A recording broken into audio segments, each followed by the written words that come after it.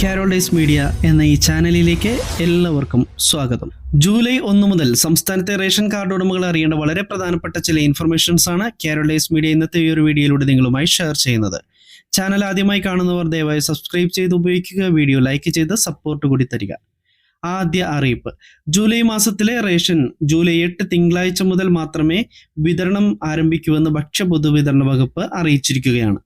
June മാസത്തെ ration വിതരണം July മാസം 5 വെള്ളിയാഴ്ച വരെ നീട്ടിയതിനെ തുടർന്നാണിത്. റേഷൻ കടകളിലേക്ക് സാധനങ്ങൾ എത്തിക്കുന്ന ട്രാൻസ്പോർട്ടിംഗ് കരാറുകാരുടെ സമരം ജൂൺ മാസത്തിന്റെ ആദ്യം ഉണ്ടായിരുന്നതിനാൽ 1-2 ആഴ്ചകൾക്ക് മുൻപ് മാത്രമാണ് പല റേഷൻ കടകളിലും ജൂൺ മാസത്തെ റേഷൻ വിഹിതങ്ങൾ എത്തിച്ചേർന്നത്. അതിനാൽ തന്നെ ഒട്ടേറെ പേർ ജൂൺ മാസ റേഷൻ വാങ്ങാൻ ഇനിയും ബാക്കിയുള്ളതിനെ തുടർന്നാണ് 5 ദിവസം കൂടി ജൂൺ മാസത്തെ റേഷൻ വിതരണം സർക്കാർ നീട്ടിയത്. ജൂൺ മാസത്തെ റേഷൻ വാങ്ങാത്തവർക്കും അതുപോലെ നേരത്തെ റേഷൻ കടയിൽ പോയപ്പോൾ സ്റ്റോക്ക് ഇല്ലാത്തതിനാൽ മുഴുവൻ വിഹിതവും ലഭിക്കാത്തവർക്കും ജൂലൈ 5 വരെ അവ വാങ്ങാവുന്നതാണ്. രണ്ടാമത്തെ അറിയിപ്പ്: ജൂൺ 6 ശനിയാഴ്ച റേഷൻ വിതരണം ഉണ്ടായിരിക്കുകയില്ല. ഓരോ മാസത്തെയും ആദ്യ പ്രവൃത്തി ദിനം സ്റ്റോക്ക് എടുക്കുന്നതിനും ആ മാസത്തെ റേഷൻ വിതരണ ഡാറ്റ ഇപോസ് മെഷീനിൽ സെറ്റ് ചെയ്യുന്നതിനുമുള്ള റേഷൻ കടകളുടെ അവധി ജൂലൈ 1 നിന്നും ജൂലൈ 6 മാറ്റിയതിനെ തുടർന്നാണിത്. അതിനാൽ ജൂലൈ 8 തിങ്കളാഴ്ച മുതലായിരിക്കും സംസ്ഥാനത്ത് ജൂലൈ മാസത്തെ റേഷൻ വിതരണം ആരംഭിക്കുക.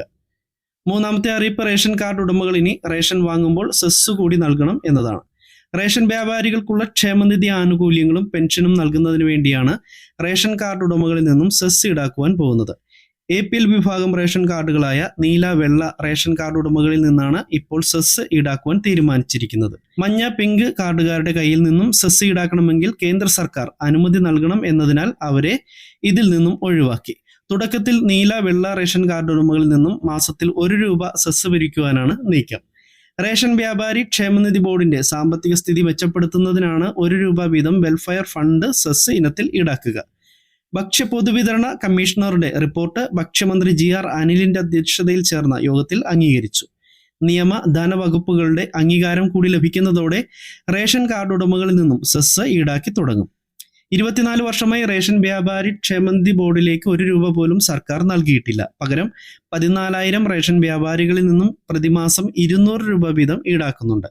റേഷൻ വ്യാപാരി ക്ഷേമനിധി അംഗത്തിന് പെൻഷനായി 1,500 രൂപയും മാരക രോഗങ്ങൾ വന്നാൽ ഒറ്റത്തവണയായി 25,000 രൂപയും നൽകുന്നുണ്ട്. 1,564 പേരാണ് നിലവിൽ പെൻഷൻ കൈപ്പറ്റുന്നത്. പെൻഷൻ നൽകുവാൻ നിലവിൽ 3 മാസം കൂടുമ്പോൾ 80 ലക്ഷം രൂപയാണ് വേണ്ടിവരുന്നത്.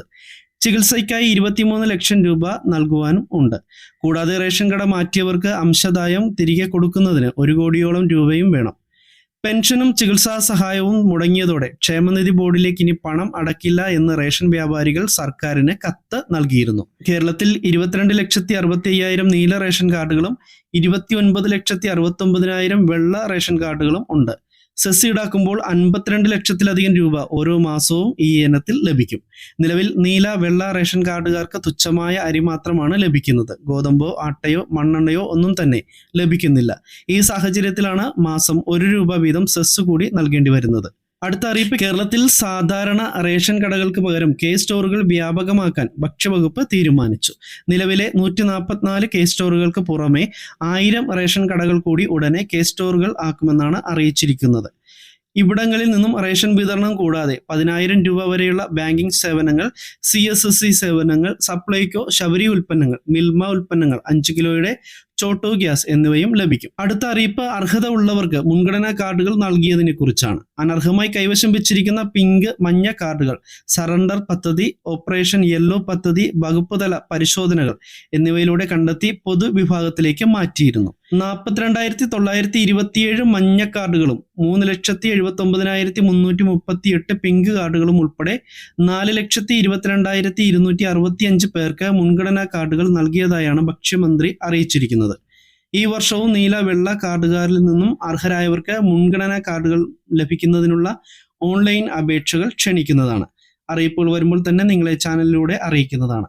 വളരെ പ്രധാനപ്പെട്ടൊരു ഇൻഫർമേഷനാണ് കാരോളൈസ് മീഡിയ നിങ്ങളുമായി ഷെയർ ചെയ്തിരിക്കുന്നത്. ഇതുപോലെ നിങ്ങൾക്ക് പ്രയോജനപ്പെടുന്ന ഇൻഫർമേഷൻസ് കൃത്യമായി ലഭിക്കുവാൻ കാരോളൈസ് മീഡിയ എന്ന ഈ ചാനൽ സബ്സ്ക്രൈബ് ചെയ്ത് ഉപയോഗിക്കുക.